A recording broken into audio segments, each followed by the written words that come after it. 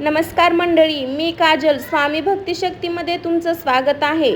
तर अधिक मासात जोडवी बदलण्याचं गुप्त रहस्य तुम्हाला माहीत आहे का? 2026 मध्ये कधी आणि का घालतात? तर व्हिडिओ शेवटपर्यंत नक्की पहा. तुम्ही कधी विचार केला का, अधिक मासात जोडवी बदलणं खरं शुभ असतं का, की त्यामागं काही गूढ रहस्य दडलं आहे का? काही लोक म्हणतात या काळात जोडवी बदलली तर नशीब बदलतं, पण खरंच ते सत्य काय आहे? आजच्या या व्हिडिओमध्ये आपण जाणून घेणार आहोत अधिक मासाचं खरं महत्त्व, जोडवी बदलण्याचं गुप्त कारण, 2026 मध्ये नेमकं कधी आणि का घालतात. आपला हिंदू पंचांगण काही महिने असे असतात जे साधारण महिन्यापेक्षा वेगळे असतात आणि त्यालाच एक महत्त्वाचा महिना म्हणजे अधिक मास असं म्हणलं जातं. अधिक मासाला माल मास किंवा पुरुषोत्तम मास असंही म्हणलं जातं. हा महिना साधारण दर 2-3 वर्षात एकदा येतो. कारण आपला चंद्र आणि सौर कॅलेंडर यामध्ये फरक असा असतो की संतुलित कारणासाठी एक अतिरिक्त महिना जोडला जातो. अधिक मासाचं धार्मिक महत्त्व, हिंदू धर्मात अधिक मास हा अत्यंत पवित्र मानला जातो. शुभ कार्य, लग्न, गृहप्रवेश सहसा टाळले जातात, पण पूजा, जप, ध्यान, व्रत यासाठी हा सर्वात उत्तम काळ मानला जातो. अनेक लोक भगवान विष्णूची उपासना करतात. असं मानलं जाते की या काळात केलेली भक्ती अनेक पटीने फलदायक ठरते. पुरुषोत्तम मास म्हणतात. एक पौराणिक कथा सांगते की जेव्हा अधिक मासात कोणतेही नाव किंवा स्थान दिलं गेलं नाही तेव्हा तो दुःखी झाला. मग भगवान विष्णूंनी त्याला आश्रम दिला आणि म्हणाले, हा महिना माझं रूप धारण करेन आणि माझ्या नवीन ओळखाला जाईल. म्हणूनच त्याला म्हणतात पुरुषोत्तम मास. या महिन्यात काही विशेष असतं. भक्ती वाढण्यासाठी हा काळ सर्वोत्तम मानला जातो. मन शांत ठेवा आणि आत्मचिंतन करणं महत्त्वाचं मानलं जातं. दान, धर्म, सेवा आणि पुण्यक्रम यांना विशेष महत्त्व दिलं जातं. काही लोक म्हणतात की या काळात आध्यात्मिक ऊर्जा जास्त असते. पुढील भागात आपण पाहणार आहोत जोडवी बदलण्याची परंपरा नेमकी कुठून आली. आपल्या संस्कृतीत दागिने हे फक्त सौंदर्यासाठी नाही तर त्यामागे खोल अर्थ असतो आणि त्यालाच एक महत्त्वाचा दागिना म्हणजे जोडवी असं म्हणतात. जोडवी म्हणजे काय? जोडवी म्हणजे स्त्रीच्या पायात घालायचा दागिना. हा दागिना वैवाहिक स्त्रीत सौभाग्याचं प्रतीक मानलं जातं. काही परंपरेनुसार तो लक्ष्मीचं चिन्ह मानलं जातं. घरात सुख समृद्धी टिकवण्यासाठी जोडवी घातली जाते. म्हणजे जोडवी फक्त दागिना नाही तर ती सांस्कृतिक ओळख आहे.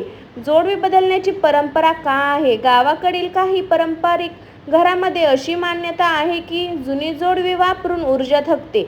नवीन जोडवी घालणे म्हणजे नवीन सुरुवात. काही लोक याला शुद्धीकरण विधी मानतात. विशेष सण, उत्सव किंवा शुभ काळात जुनी जोडवी बदलण्याची प्रथा दिसते. अधिक मासात जोडवी बदलण्याची मान्यता. अधिक मास हा तपस्या आणि आत्मशुद्धीचा काळ मानला जातो. त्यामुळे काही परंपरेमध्ये असे मानलं जातं की या काळात केलेले बदल शुभ फल देतात. जुनी नकारात्मक ऊर्जा दूर होते, नवीन सकारात्मक ऊर्जा घरात प्रवेश करते. पण हे लक्षात ठेवा, हे पूर्णपणे श्रद्धेवर आधारित, वैज्ञानिक आधारित नाही. गावाकडची प्रथा काय सांगते? काही ठिकाणी अशी परंपरा आहे, जुनी जोडवी नदीत किंवा पवित्र पाण्यात विसर्जन करा. नवीन जोडवी देवीची पूजा करून घालतात. घरातील ज्येष्ठ महिला आशीर्वाद घेतला जातो. यामागचं मुख्य हेतू म्हणजे सकारात्मक सुरुवात.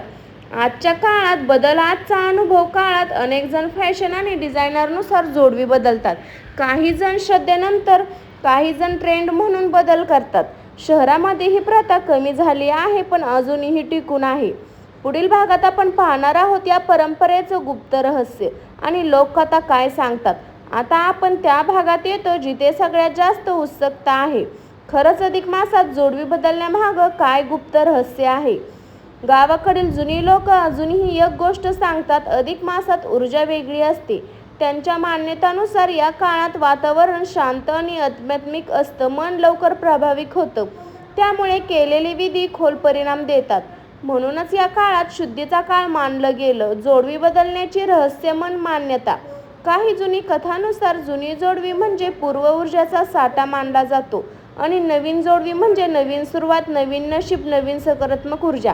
काही लोक असंही म्हणतात की जुनी जोडवी बदलल्यावर घरातील नकारात्मकता कमी होते, वैवाहिक जीवनात शांतता येते, सौभाग्य वाढतं.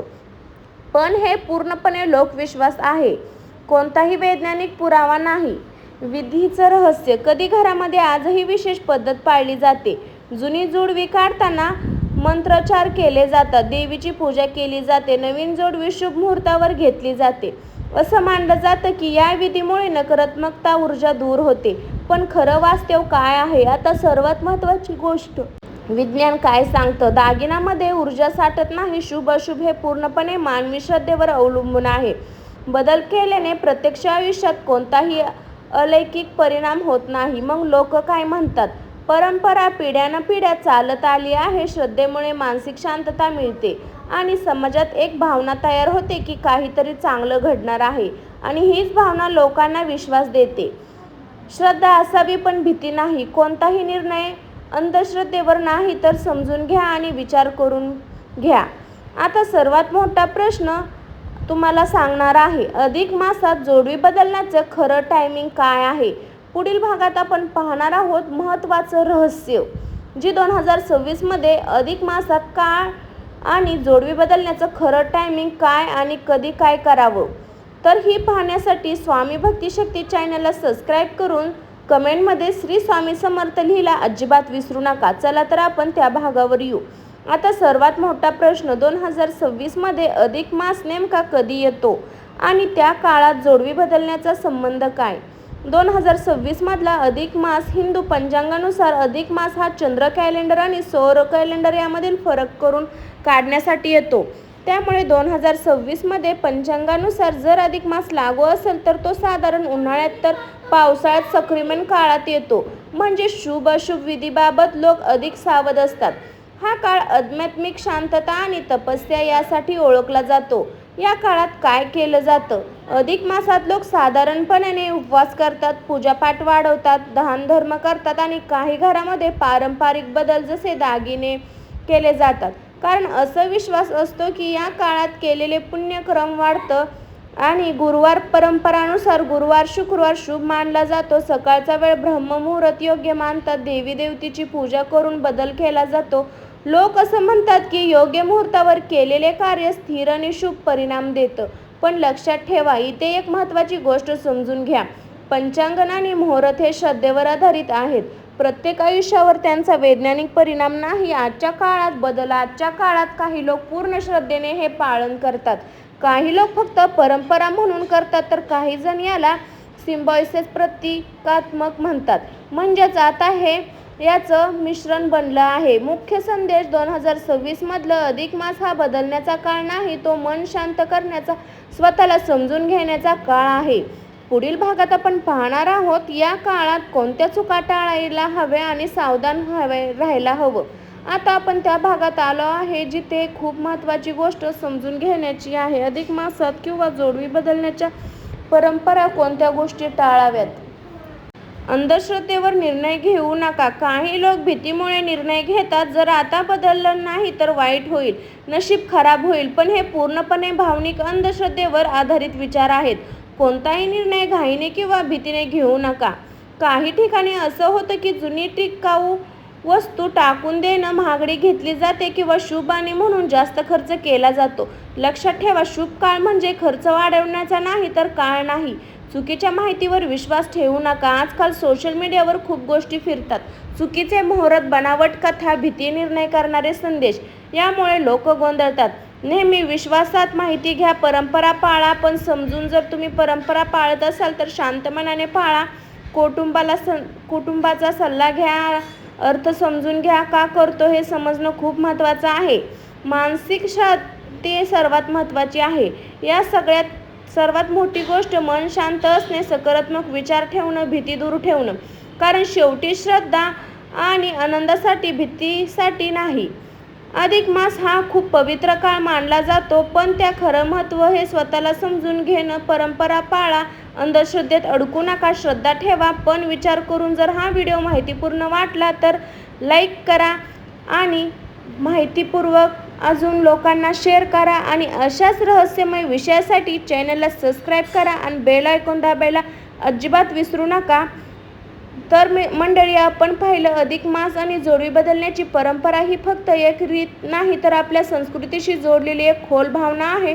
कुठेतरी श्रद्धा आहे, कुठेतरी परंपरा आहे, कुठेतरी लोकांचा विश्वास आहे.